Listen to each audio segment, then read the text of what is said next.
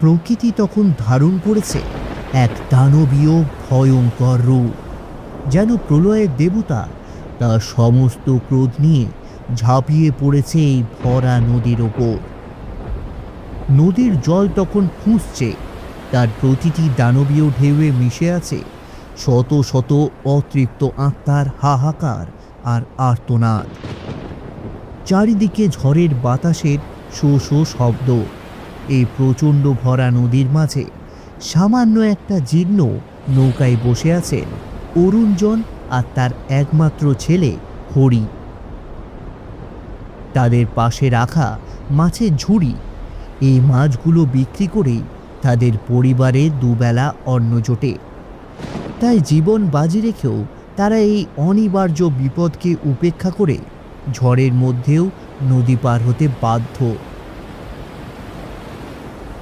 অন্ধকার আর ঝড়ের গর্জন সব মিলে এক ভয়াবহ পরিবেশ সৃষ্টি হয়েছে, যেখানে এক ফোঁটা বাঁচার আশাও নেই।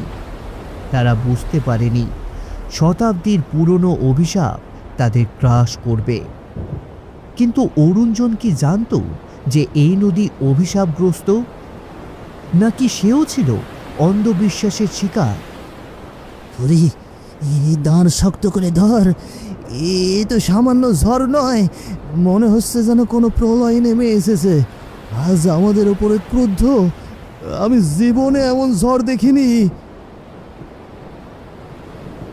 বাবা, তুমি একদম চিন্তা করো না, আমরা দুজন মিলে ঠিক পার হয়ে যাব। আমাদের মায়ের কাছে ফিরতেই হবে। মা আমাদের জন্য অপেক্ষা করছেন। মাছের ঝুড়িগুলো সাবধানে রাখো।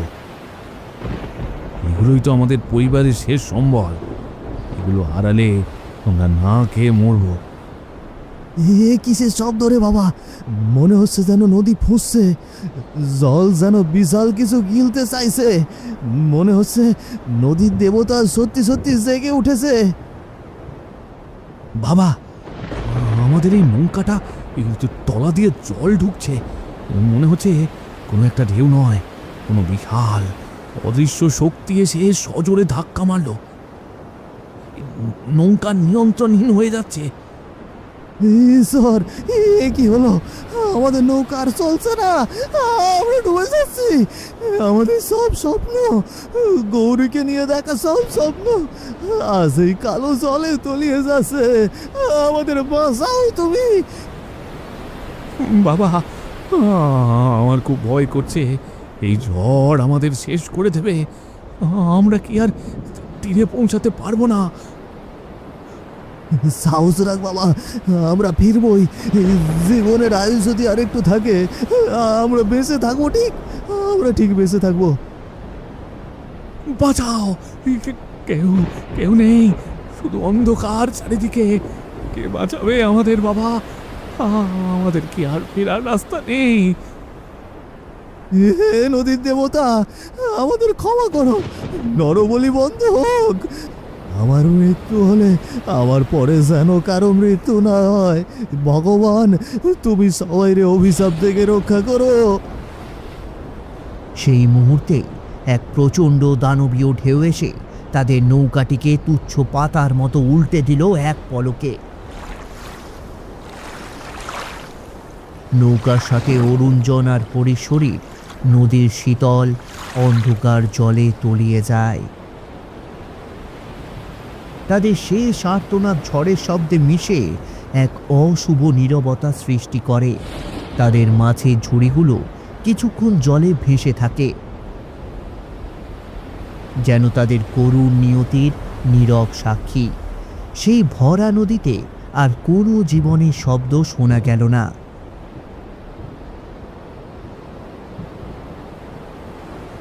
তাদের মৃত্যু ছিল যেন এক অনিবার্য অভিশাপের ফল, যা এই নদীর অতীতে ঘটে যাওয়া হাজারো নরবলির ইতিহাসকে নতুন করে আবার জাগিয়ে তুলল একেবারে নতুন রূপে।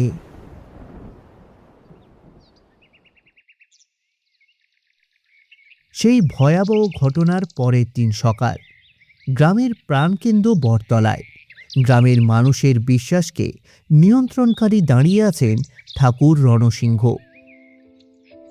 তার চোখে অন্ধবিশ্বাস আর ক্ষমতার দম্ভ, যা তার কুঁচকানো মুখে স্পষ্ট। গ্রামের শীতল পাটিতে বসে আছেন তার একান্ত অনুগত ভক্ত কুণাল আর রামপাল। তাদের আলোচনার বিষয়বস্তু ছিল গ্রামের সেই ভয়ঙ্কর নরবলির কুসংস্কার এবং নদীর দেবতাদের খুশি করার উপায়। তাদের চোখে তখন ভয় আর ভক্তি দুটোই। ঠাকুর তাদের কাছে ঈশ্বরের চেয়ে কম কিছু নন। গ্রামের সব সমস্যার সমাধান সেই করে, কিন্তু তার বদলে কয়েক হাজার মানুষের প্রাণ নিতেও সে ভাবেন না। ঘিরে রেখেছে তাকে কুসংস্কার। তিনি গ্রামের সাধারণ মানুষের চোখে জড়িয়ে রেখেছেন মিথ্যা। তোমরা জানো, আমাদের গ্রামের সুখ, শান্তি আর সমৃদ্ধি আসে কেবল নদীর দেবতার কৃপায়। দেবতা প্রসন্ন হলেই আমাদের ফসল ভালো হয়, মাছের প্রাচুর্য থাকে। আর এই দেবতাকে তুষ্ট করবার জন্য আমাদের কি করতে হবে? ঠাকুর, আপনার আদেশই আমার সব, আপনার জ্ঞানই আমার পথ। নদীর জলে নরবলি, এটাই তো আমাদের গ্রামের একমাত্র মুক্তির পথ। এর মাধ্যমে আমরা দেবতার ক্রোধ থেকে রক্ষা পেতে পারি। ঠিক বলেছ, নরবলি। প্রতি বছর এই পবিত্র নদীতে আমরা একটি করে পবিত্র নরবলি দিই। এই নদীতেই তো হাজারো অতৃপ্ত লাশ পড়ে আছে। তাদের আত্মাই আমাদের গ্রামকে রক্ষা করে। তারাই এই ভয়ঙ্কর জলের দেবতা। তাদের জন্যই আমরা বেঁচে আছি। কিন্তু ঠাকুর, গ্রামের মানুষ তো ভয় পাচ্ছে। তারা বলছে যে এই নদীতে যাবে তার মৃত্যু একেবারে অনিবার্য। সেই অতৃপ্ত আত্মারা নাকি প্রতিশোধ নেয়। অরুণজন আর হরিও তো, তাদের মৃত্যু কি সেই প্রতিশোধের ফল নয়? নরবলি ছাড়া আমাদের মুক্তি নেই ঠাকুর। এবার বলি কাকে দেওয়া হবে, আপনি শুধু আদেশ দিন, আমরা প্রস্তুত। ঠাকুর, যদি কোনোদিন এই কুসংস্কার ভুল প্রমাণিত হয়, যদি এই বলিদান বন্ধ করার প্রয়োজন হয়, আমরা কি বদলে যেতে পারি না? মূর্খ কোথাকার, ওসব কুসংস্কার। আমি তোমাদের বলি, নদীর নিচে চাপা পড়ে আছে হাজারো লাশ। তারা আমাদের পূজনীয় দেবতা। তাদের আত্মাই আমাদের গ্রামকে রক্ষা করে। আপনি আমাদের রক্ষাকর্তা, আপনার আদেশ মেনে চলব। আপনার আয়ু আরো দীর্ঘ হোক। আমরা আপনার উপরই ভরসা রাখি ঠাকুর। আপনি আমাদের কখনো বিপদে পড়তে দেবেন না। কুণাল আর রামপাল ঠাকুর রণসিংহের কথা মেনে নিল। তাদের চোখে ছিল অন্ধবিশ্বাস, আর ঠাকুরের মনে ছিল ক্ষমতা ধরে রাখার তীব্র বাসনা। জ্ঞান বুদ্ধির অভাবে গ্রামের মূর্খ মানুষগুলো এই নিষ্ঠুর লোকটাকে অন্ধ চোখে বিশ্বাস করে। তাদের এই কুসংস্কারই অরুণজন আর হরির মতো নিরাপরাধ মানুষের জীবন কেড়ে নেয়।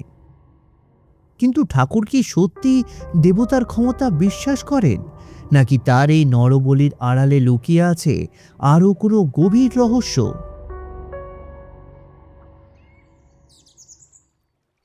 সেই ভয়াবহ হৃদয় বিদারক ঘটনার কয়েকদিন পর নদীর ঘাটের পাশে দাঁড়িয়ে আছেন চোখে পাথর গৌরী। তার স্বামী অরুণজন আর ছেলে হরি দুজনেই চলে গিয়েছেন নদীর পাশে। তার পাশে দাঁড়িয়ে তার প্রতিবেশী নিরলা,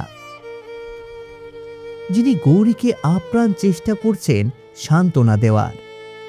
গৌরীর চোখে তখন শুধু শূন্যতা আর যন্ত্রণা গ্রাস করেছে, যেন তার আত্মা চলে গিয়েছে শরীর ছেড়ে। তার ভেতরের নীরব আর্তনাদ যেন ছুঁয়ে যাচ্ছে আকাশ। নিরলা, আমার স্বামী আর আমার ছেলে দুজনেই নেই। আমি এখন কি নিয়ে বাঁচবো? আমার ঘর যে এক মুহূর্তেই শূন্য হয়ে গেল। আমার সব আলো নিভে গিয়েছে। আমি এখন কি নিয়ে বাঁচবো?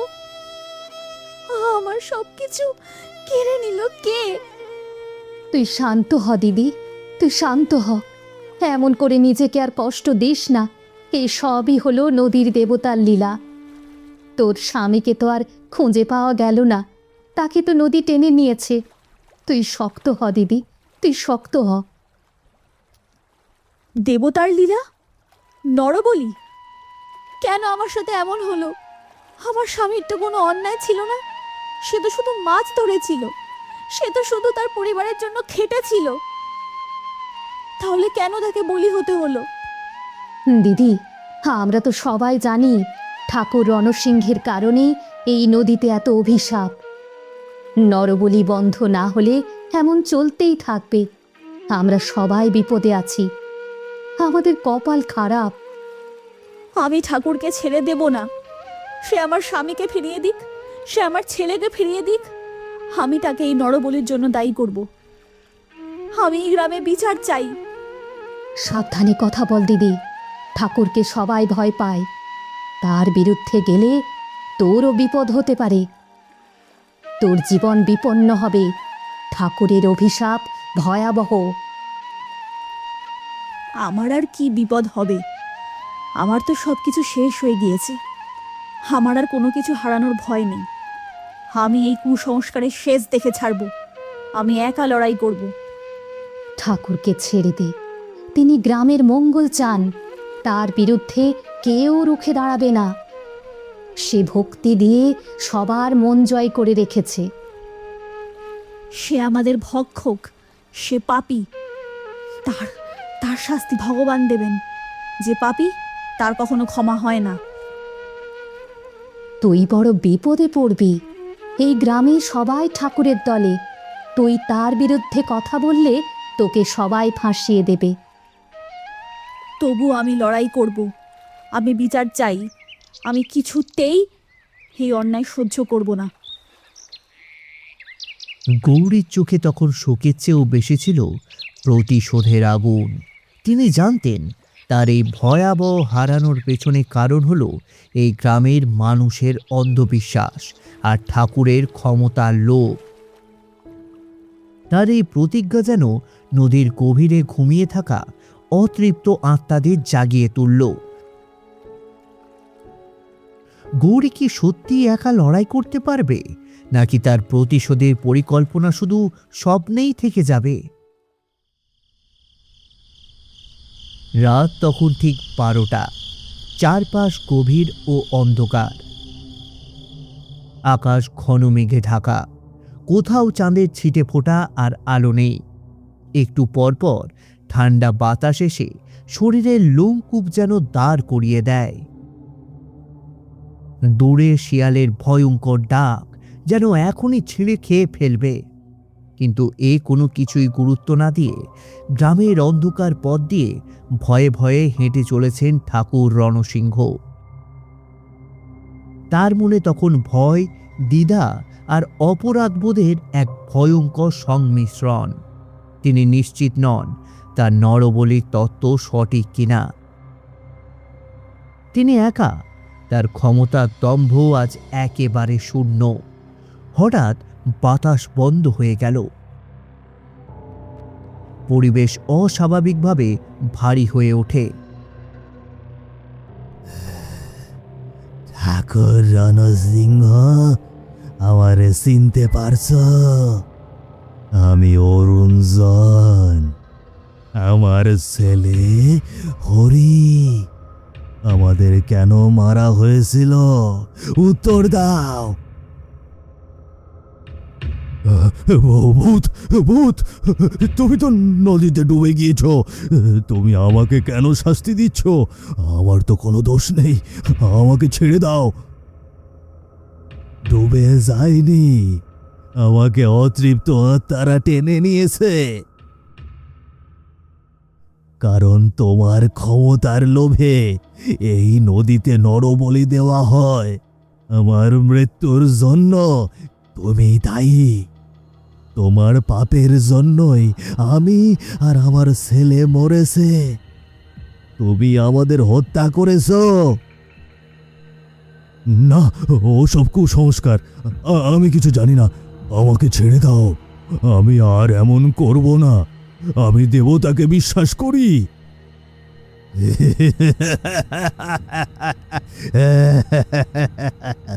কুসংস্কার নয়, তোমার ক্ষমতা আর তোমার লোভ। তুমি তোমার ক্ষমতার জন্য হাজারো নিরীহ মানুষের জীবন নিয়েছো। তোমার পাপের ফল তোমারে ভোগ করতে হবে।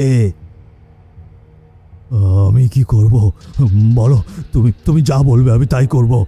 আমার জীবন ভিক্ষা দাও। আমি বাঁচতে চাই, আমি মরতে চাই না। আমি চাই তুমি সবার মন থেকে এই নরবলি কুসংস্কার মুছে ফেলবে। ঘোষণা করবে নদীতে আর কোনো বলি যেন দেওয়া না হয়, নয়তো আমি তোমার গলা কামড়ে খেয়ে এখানেই মেরে ফেলবো। যেমন করে নদী আমাদের মেরেছে, তোমার স্থান হবে ওই নদীতেই। রাজি, আমি রাজি। আমি কালই সব কুসংস্কার বন্ধ করে দেব। নরবলি চিরতরে বন্ধ হবে। আমাকে মুক্ত করে দাও, আমাকে শুধু মুক্ত করে দাও। তোমার কথার যেন ফের না হয়। তোমার চোখ দিয়েও রক্ত ঝরবে যদি আমার কথা তুমি না শোনো। তুমি একটা পাপী। আমি সব মেনে নিলাম। আমি মুক্ত ঘোষণা করব। আমার আমার প্রাণ ভিক্ষা দাও। আমি বাঁচতে চাই। আমার প্রাণ ভিক্ষা দাও। আমি বাঁচতে চাই।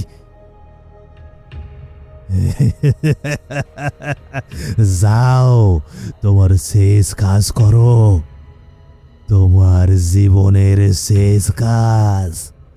যাও, তোমারে মুক্ত করে দিলাম। কথা না রাখতে পারলে আমার থেকে খারাপ কেউ হবে না। যাও। অরুণজনের ভূত মিলিয়ে গেল হাওয়ায়। ঠাকুর রণসিংহের শরীর তখন ঘামে ভিজে একাকার, তার সমস্ত শক্তি বিলীন। তিনি বুঝতে পারলেন তার ক্ষমতার দম্ভের চেয়ে বড় হলো সত্য। তার কাছে এখন একটি পথ খোলা, অরুণজনের কথা রাখা। কিন্তু তার মনে একটি গভীর সন্দেহ, অরুণজনের ভূত কি আসলেই তাকে দেবে নরবলি বন্ধের আদেশ দিলে, নাকি তাকেও মেরে ফেলবে নৃশংসভাবে?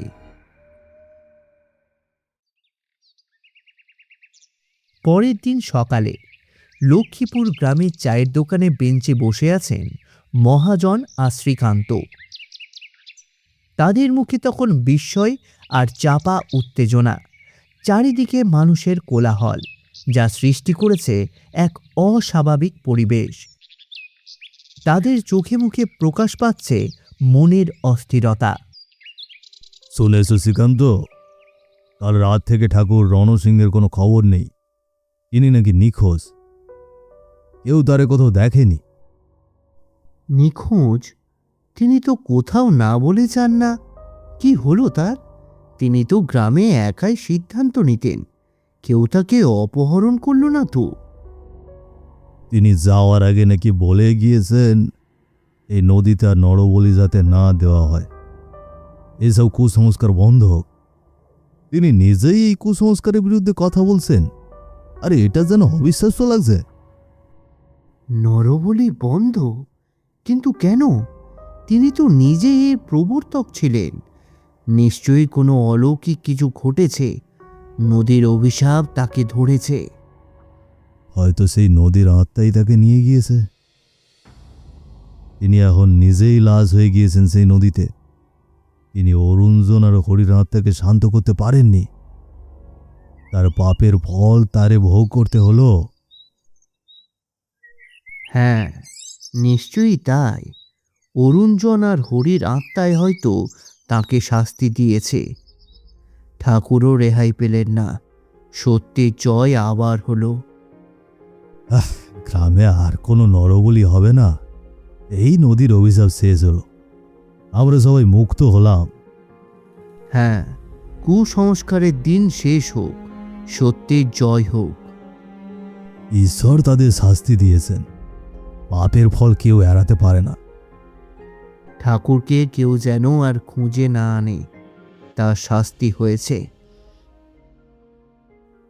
সেই দিন থেকে লক্ষ্মীপুর গ্রামের মানুষ নরবলি চিরতরে বন্ধ করে দিল। ঠাকুর রণসিংহ আর ফিরলেন না। গ্রাম থেকে এক বড় অভিশাপ আর কুসংস্কার থেকে পেয়েছে মুক্তি। তিনি নিজেই সেই অভিশাপগ্রস্ত নদীর লাশ হয়ে গেলেন, যা কেড়ে নিয়েছিল তার ক্ষমতার লোভে অসংখ্য নিরপরাধ জীবন। অরুঞ্জন আর হরির আত্মা তাদের শান্তি ফিরে পেল। মানুষের মন থেকে কুসংস্কার দূর হলো এবং নদীতে নেমে এলো শান্তি। সেই থেকে এই নদীতে কেউ আর অকারণে যায় না। ঠাকুর রণসিংহ কি সত্যিই নদীতে ডুবেছে, নাকি তিনি অরুঞ্জনের ভূতের ভয়ে নরবলি বন্ধের কথা বলে নিজের থেকেই আত্মগোপন করেছেন? এই প্রশ্নের উত্তর আজও নদীর গভীরের মতো রহস্যময়।